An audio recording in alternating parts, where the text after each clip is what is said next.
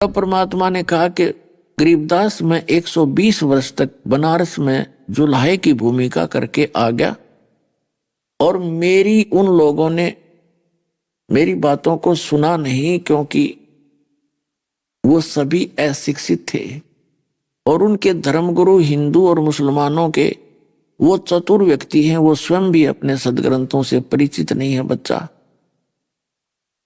और फिर एक समय आएगा कलयुग के अंदर, मेरा काल से एग्रीमेंट हो चुका है, जब कलयुग 5500 वर्ष बीत जाएगा उसके बाद हम पूरे विश्व को, अपने बच्चों को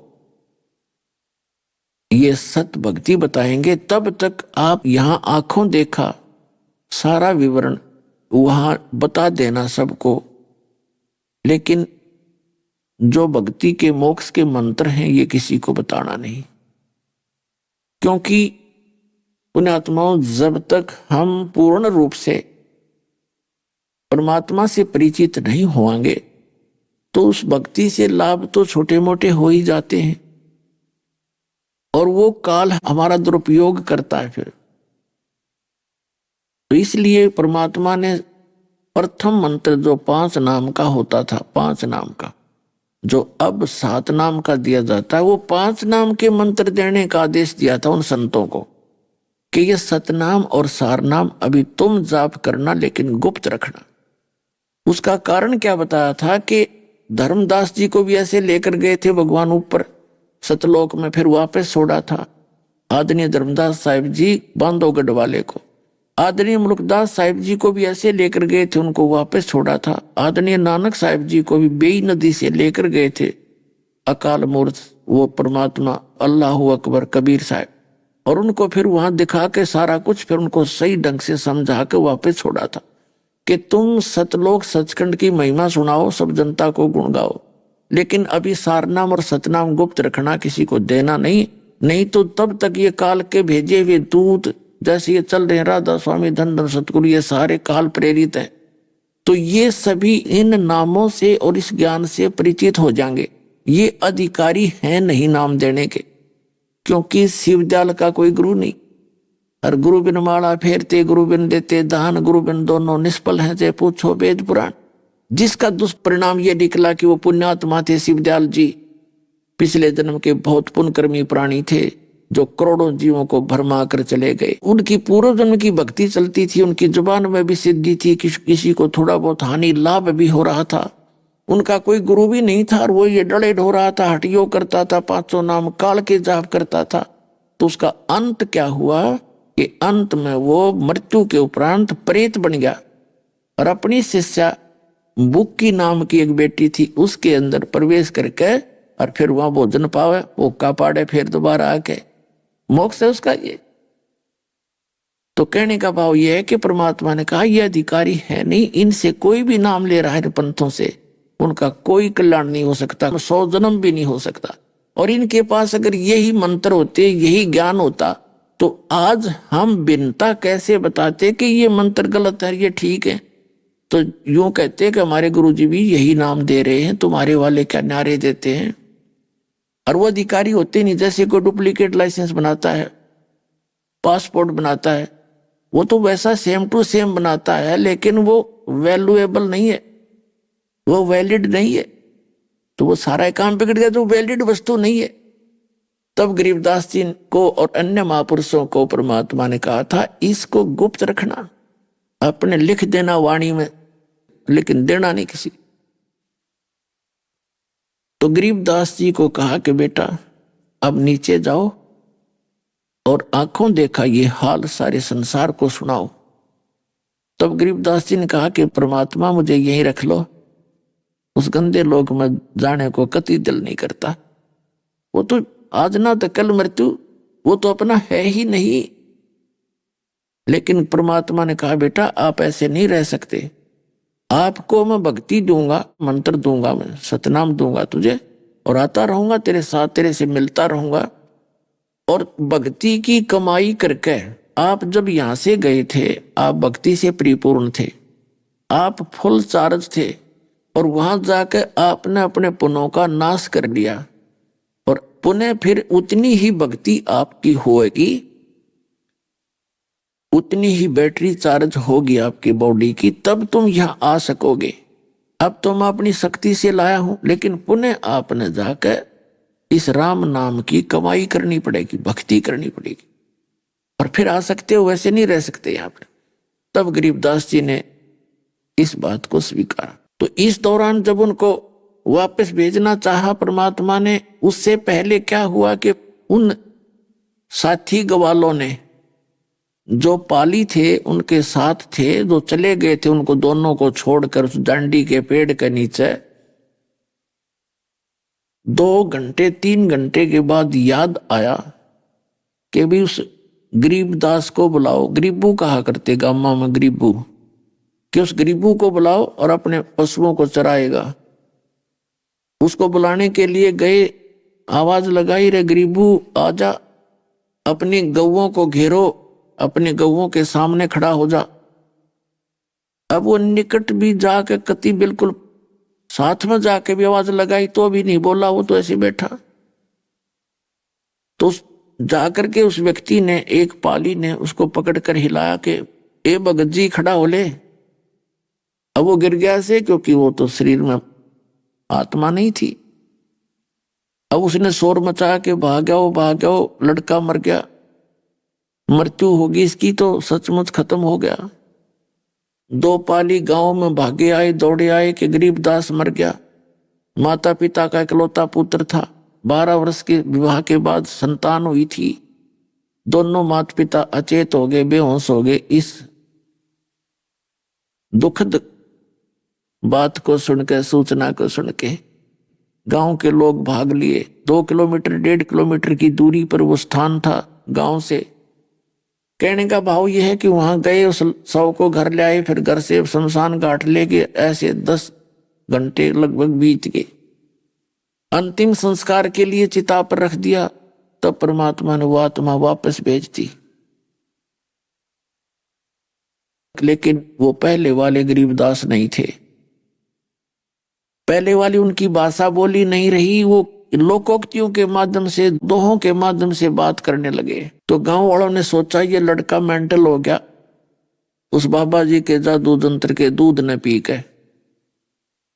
तो ये शुक्र मनाया, कोई बात नहीं, पागल तो हुआ सो हुआ। लेकिन यह बेटी, इसकी माता उस गांव की लड़की थी, वो वहां अपने पिता की जमीन में रह रहे थे।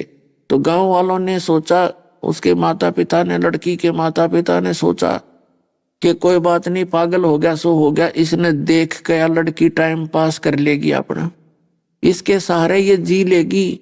इस आशा से उन्होंने अपना संतुष्टि पाई। अब 3 वर्ष बीत गए ऐसे ही।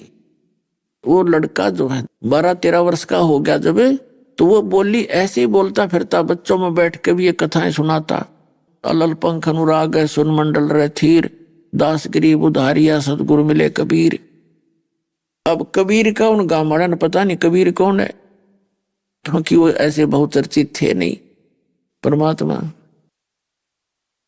एक दिन क्या हुआ कि एक गोपाल दास नाम का एक दादू पंथी, यानी दादू जी के पंथ का एक साधु संत बना हुआ था गोपाल दास। बाल बच्चेदार था, 65 साल की उम्र हो गई थी। घर त्याग कर सन्यास लेकर के वो दादू पंथ से दीक्षित होकर और अपना प्रचार करता था, इधर उधर जाता था, अपने चेले बना रखे थे गांव गांव। तो छुडानी गांव में उसका एक शिष्य था, उसके वो आता रहता था, वहां रुक गया आकर। तो उस गोपाल दास के शिष्य ने अपने गुरुजी से कहा कि गुरुदेव, हमारे एक लड़की का लड़का है और उसको किसी साधु संत ने जादू जंत्र का दूध पिला दिया। उस दिन के बाद वो तो मृत्यु को प्राप्त हो गया था। भगवान ने दया करी, उस बेटी की अर्ज सुन ली, वो जीवित तो हो गया लेकिन पागल हो गया। उस दिन के बाद वो पता नहीं क्या क्या बोलता रहता है, किसी की सुनता नहीं है।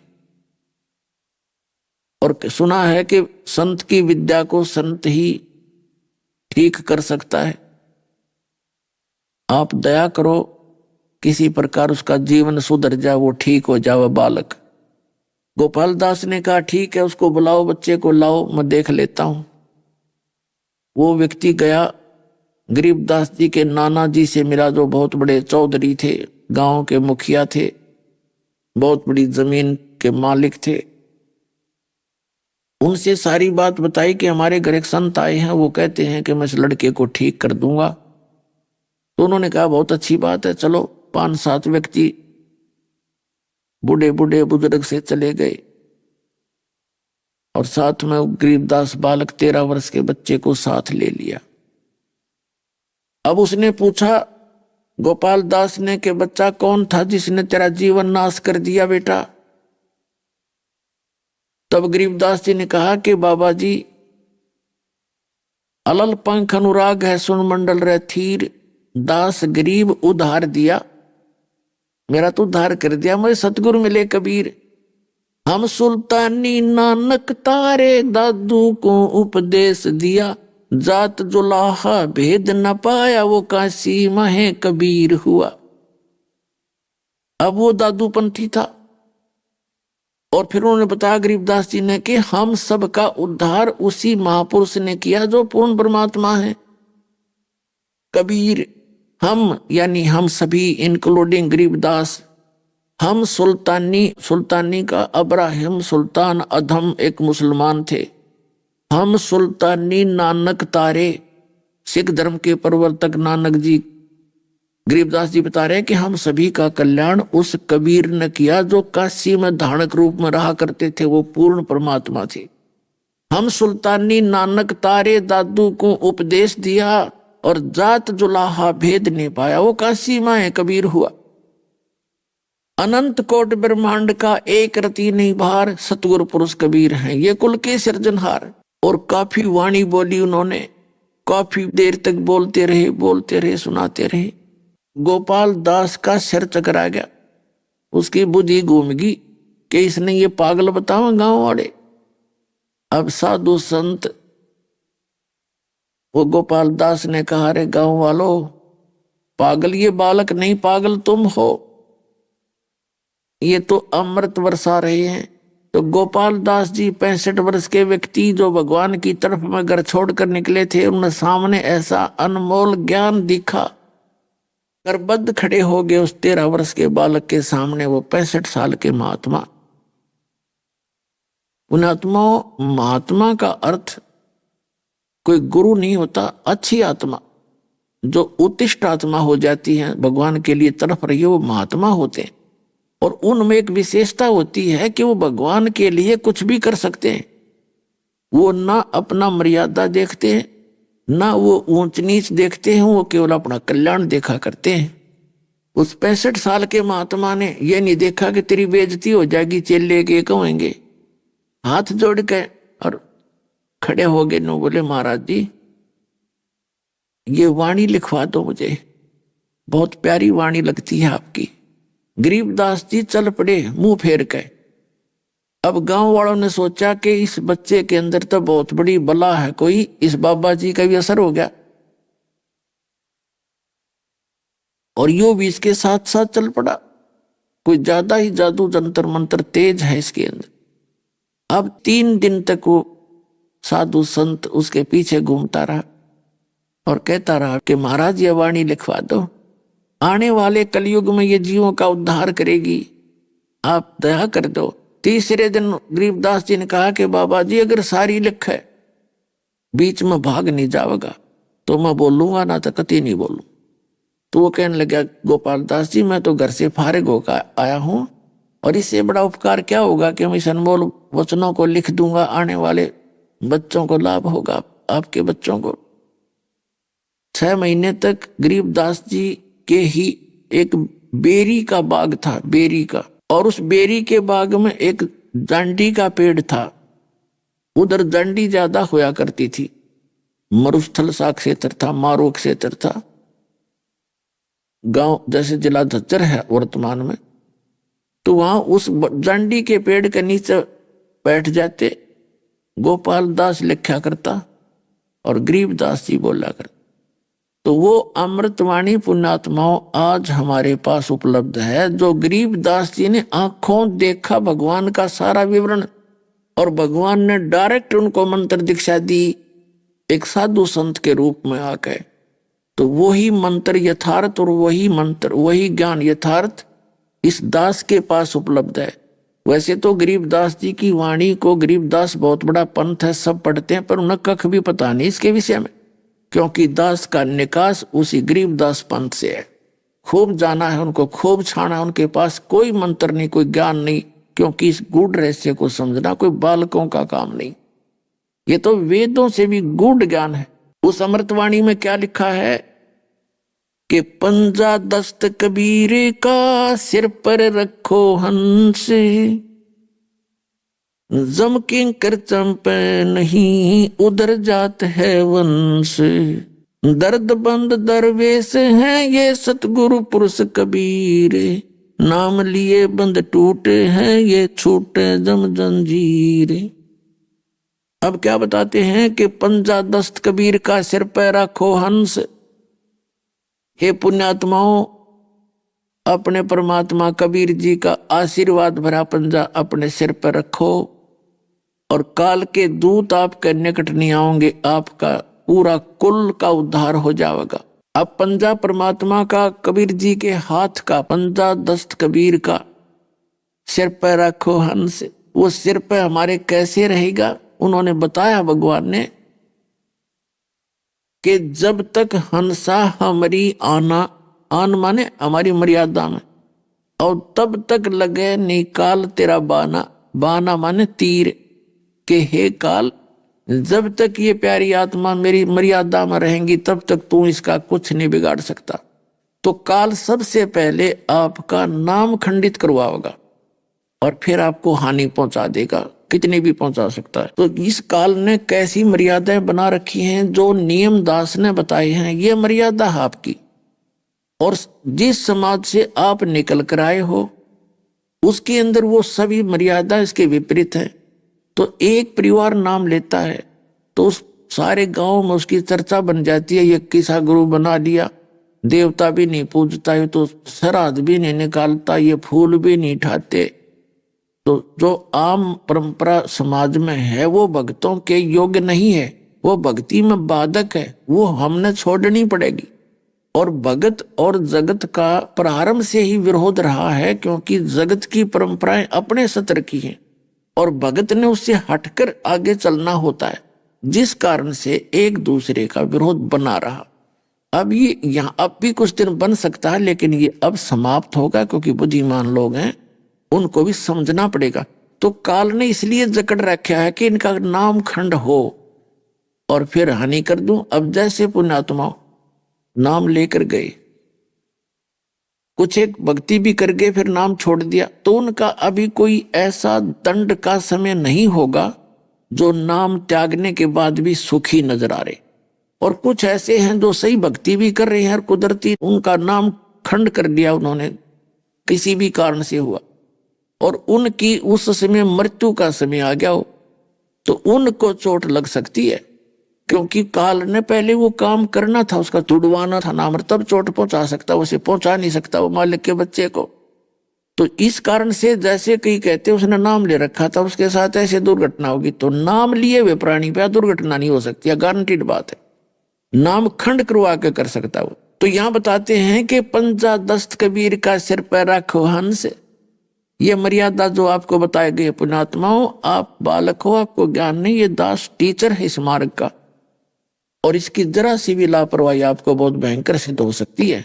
जैसे सीता जी को जिस समय वो वनवास में थे, एक झोपड़ी में रहा करते थे, वहां एक स्वर्ण का मर्ग बनकर, सोने का मर्ग बन करके सीता जी ने जो बाग बगीची लगा रखी थी फुलवाड़ी, उसको तोड़ने लग गया मारीच, रावण का मामा था।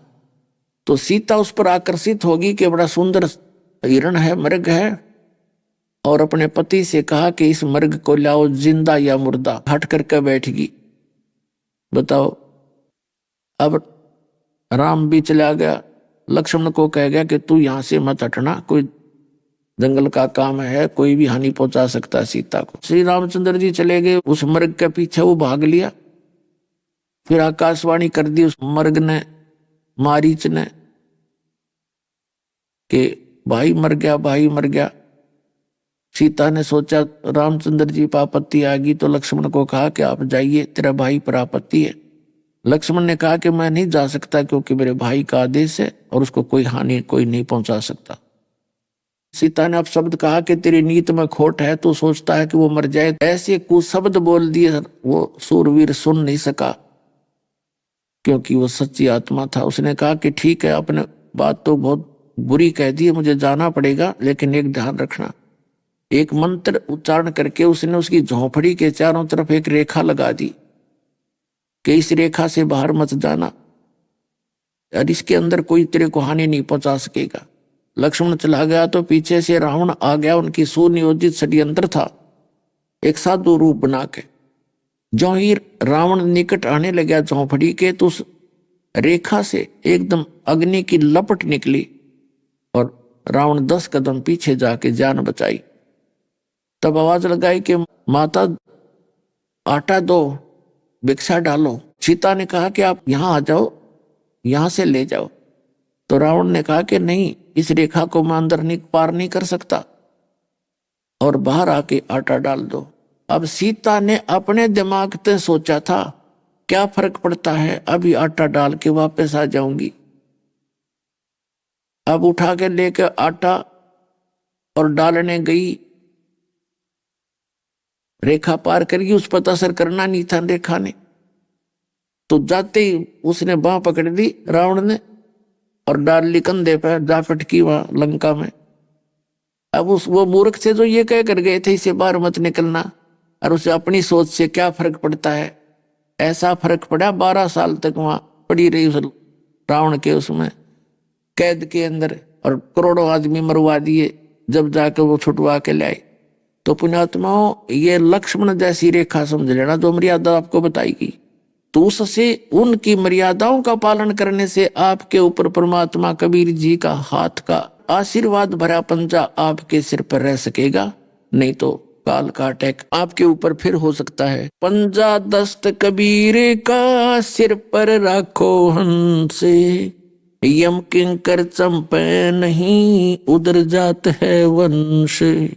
दर्द बंद दरवेश हैं ये सतगुरु पुरुष कबीर, नाम लिए बंद छूट है ये टूटे जम जंजीरे। दर्द बंद दरवेश हैं, हमारे दर्द को पहचानने वाले दरवेश माने महात्मा हैं। परमात्मा कबीर जी एक साधु रूप में यहाँ आते हैं, और सतगुरु पुरुष कबीर नाम लिए बंद छूट है, उनका नाम लेने से काल का बंधन छूट जाएगा और टूटे यम जंजीर, जम की जंजीर, इस काल के सब बंधन खत्म हो जाएंगे। सतगुरु पुरुष कबीर हैं ये 3 लोक तत्सार और कोटि 49 पृथ्वी, ये 14 भवन आधार। सतगुरु पुरुष कबीर हैं 3 लोक तत्सार और 2-4 की के कहूं, ये तो उतार हंस अपार। कहते 2-4 की तो बात क्या, पूरे विश्व को पार कर देंगे, अगर इनकी मर्यादा और भक्ति सत करते रहे तो पूरे विश्व को पार कर देंगे। सतगुरु पुरुष कबीर हैं ये 4 युग परवाने, ये झूठे गुरुआ मर गए हो गए भूत मसाने। क्या बताते हैं कि सतगुरु पुरुष कबीर हैं 4 युग प्रमाण, और झूठे गुरुआ मर गए वो बन गए भूत मसान। अब पूर्ण परमात्मा कबीर जी 4 युगों में आते हैं। सतयुग में सत सुकृत नाम से, त्रेता में मुनिंदर नाम से, द्वापर में करुणामय नाम से, और कलयुग में कबीर नाम से वो परमात्मा आए। तो कबीर साहब ने कहा कि सतयुग में सत सुकृत का टेरा, और त्रेता नाम मुनिंदर मेरा, द्वापर में करुणा में कहाया, और कलयुग नाम कबीर धराया। 4 युग में संत पुकारे कूक कहा हम हेल रे, हीरे माणक मोती बरसे ये जग चुगता डेल रे। उस परमात्मा ने बताया कि 4 युग में हम आए और मैं सब महापुरुषों को मिला, उन महापुरुषों ने मुझसे परिचित होकर के, उन संतों ने मेरी महिमा का गुणगान किया, पर काल के दूतों ने मेरे बच्चों को मेरे तक आने नहीं दिया। अब वो समय निर्धारित किया परमात्मा ने, और काल ने स्वयं इस बात की स्वीकृति दे रखी है कि कलयुग के अंदर आप कितने प्राणी ले जाना, लेकिन सतयुग त्रेता द्वापर में भगवान थोड़े जीव निकालना। तो पुण्यात्मा परमात्मा को पता था कि सतयुग त्रेता द्वापर में ये दुखी नहीं होंगे, क्योंकि शुभ कर्मी प्राणियों का जन्म होता है। वो कोई भी भक्ति कर रहा है चाहे नहीं कर रहा है, छोटी मोटी तो सभी भक्ति करते हैं। जैसे चाहे गांव में अपना कोई समाध पूजा है, साल 6 महीना में एक बार वह जोत लगा देता है, तो वो भी भक्ति मान रहा है उसने, और उसको भी लाभ हो रहे हैं, वो हो रहे हैं पूर्व जन्म के, और वो मान रहा है समाधते हैं। वो समाध वाला तो आप भूत बना बैठा, बता तुमने क्या लाभ देगा। तो यह भूल थी, हमें ज्ञान नहीं था। तो इस प्रकार परमात्मा को पता था कि सतयुग त्रेता द्वापर में कोई भी भक्ति नहीं करेगा, और जो साधना वो कर रहे हैं उससे लाभ तो हो रहा है उनके पूर्व संस्कार से, और वो इन सोचेंगे इससे हो रहा है। और अब क्या स्थिति आ गई, मालिक ने जो समय निर्धारित किया कि जो भी सभी साधना कर रहे हैं, कोई किसी पंथ से जुड़ा, कोई संत से जुड़ा, और सब भक्ति भी कर रहे हैं, सबकी दुर्गति नो की नो, क्योंकि पूर्व जन्म के बढ़िया संस्कार इनके रहे नहीं। जो भक्ति वो कर रहे थे वह भक्ति पहले भी व्यर्थ थी, और आज वह से दापा हो जाएगी। और फिर परमात्मा ने पता था कि जब वो दुखी हो लेंगे, कति बिरान माटी हो लेगी, तब छोड़ देंगे उन्हें, और फिर मेरे पास आवेंगे। अपने घर में बालक से लोटा पेटा आ जाते, कितना धन का नाश करा वो आवारागर्दी में, और आगे फिर भी बाप से माफी मांग ले, मैं फिर कभी नहीं करूंगा, आगे ठीक ठाक रहूंगा, तो सारे भूल जाता है, उसको फिर से अपने स्वीकार कर लेता, सीने से लगा लेता है।